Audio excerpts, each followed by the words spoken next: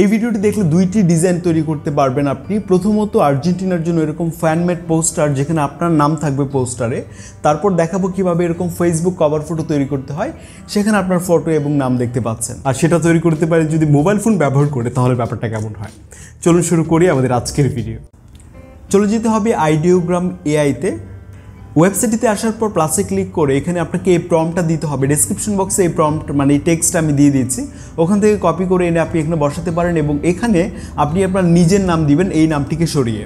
এরপর এখান থেকে এক্সপেক্ট রেশিও সিলেক্ট করে আপনাকে উপরে জেনারেটে ক্লিক করতে হবে। কিছুক্ষণ ওয়েট করুন, দেখবেন ব্ল্যাক অ্যান্ড হোয়াইট দেখাচ্ছে।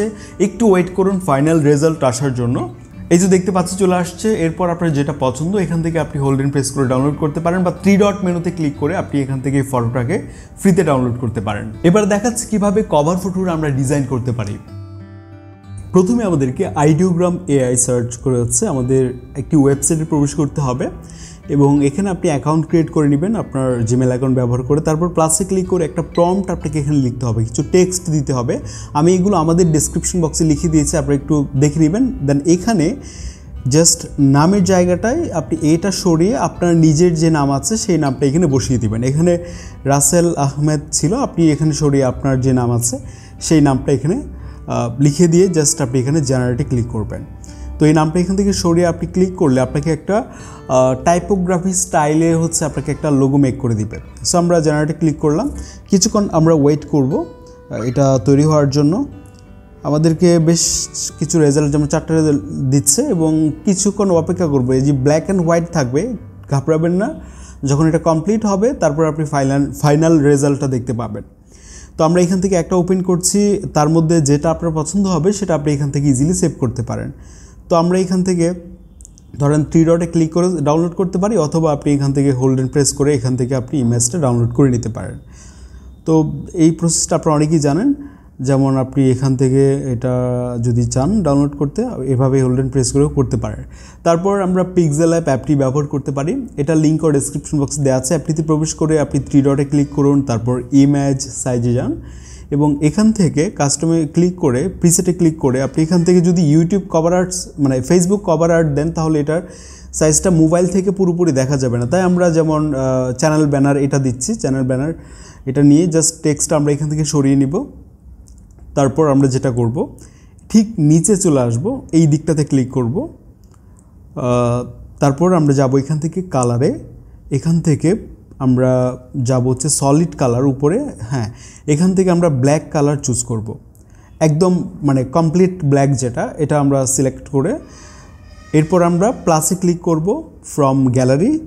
এরপর আমরা একটা পিএনজি ফটো অ্যাড করব, যেটা আমি আগেই মানে ব্যাকগ্রাউন্ড রিমুভ করে রেখেছি। এটা আপনি কোন ওয়েবসাইট দিয়ে করতে পারেন, যেমন আপনি চাইলে কিন্তু রিমুভ বিজি একটা ওয়েবসাইট আছে, এটার মাধ্যমে আপনি ফটোর ব্যাকগ্রাউন্ড রিমুভ করতে পারেন। এটা আপনারা হয়তো অনেকেই জানেন। করে নেওয়ার পর গ্যালারি থেকে আপনার ব্যাকগ্রাউন্ড রিমুভ হওয়া মানে পিএনজি ফটোটাকে এখানে নিয়ে আসতে হবে। তারপর আমরা ফটোটাকে ঠিক এই দিকটাতে রাখবো এবং এই দিকটাতে আমরা টেক্সট অ্যাড করব। তো এই দিকটাতে নিয়ে আসার পর আমরা ফটোটাকে ব্ল্যাক অ্যান্ড হোয়াইট করব। তার জন্য আমরা এখানে ক্লিক করব, ফটোতে আগে ক্লিক করে নেবেন। তারপর আপনি যেটা করবেন, এখান থেকে কালার ফিল্টারে যাবেন, স্যাচুরেশন এটা -100 করে দিবেন। তারপর দেখবেন যে ফটোটা ব্ল্যাক অ্যান্ড হোয়াইট দেখাচ্ছে। এখন আমরা আবারও প্লাসে ক্লিক করব, এখান থেকে আবারও ফ্রম গ্যালারি, এখান থেকে আমরা এই যে একটা শ্যাডো আছে, ডেসক্রিপশন বক্সে আমি এটা লিঙ্ক দিচ্ছি, এই শ্যাডোটা আপনারা ডাউনলোড করে গ্যালারি থেকে এখানে নিয়ে আসবেন।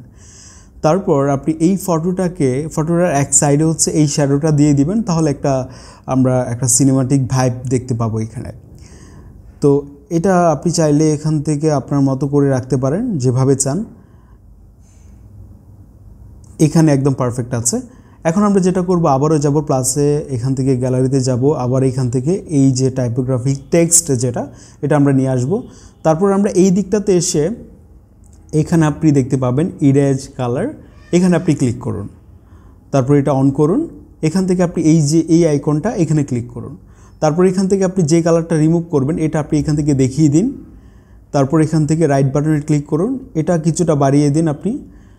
ওকে, তারপর এখান থেকে আপনি যাবেন এই দিকটাতে এসে কালারে, এখানে ক্লিক করে এটা অন করুন। তারপর আপনি এখান থেকে যে কোনো কালার সেট করতে পারেন, হোয়াইট, রেড। আর যদি আপনি রেড সেট করেন, একদম কমপ্লিট রেড যেটা, ওইটা আপনি দিতে পারেন প্লাসে ক্লিক করে। তো আমরা এই কালারটা রাখছি। এবং এটাকে আমরা এই দিকটাতে রাখছি। এরপর আপনি যদি চান এটাকে সাইজ থেকে স্কোয়ার সাইজে দিয়ে আপনি প্রোফাইল ফটো হিসেবেও কিন্তু করতে পারেন। ওইটা আমরা দেখাচ্ছি না, আপনারা হয়তো নিজেরাও বুঝবেন। এটা আমরা কভার ফটোর জন্য তৈরি করছি। তো আর কোনো কাজ নেই, আপনি প্লাসে ক্লিক করে আরও কিছু টেক্সট নিচে অ্যাড করতে পারেন, নয়তো আপনি সেভে ক্লিক করে সেভ অ্যাজ ইমেজ, দেন এখান থেকে আলট্রাতে এটা সেভ করতে পারেন। তো এই হচ্ছে আমাদের ফাইনাল আউটপুট। এবং আপনাদেরকে আরেকটা ব্যাপার জানাতে চাই, কিছুদিন আগে আমরা একটা ভিডিও তৈরি করেছিলাম এরকম একটা নর্মাল ফটো থেকে আপনি কিভাবে এরকম ফটোতে আপনি কনভার্ট করতে পারেন যেখানে আপনার ফেসই থাকবে।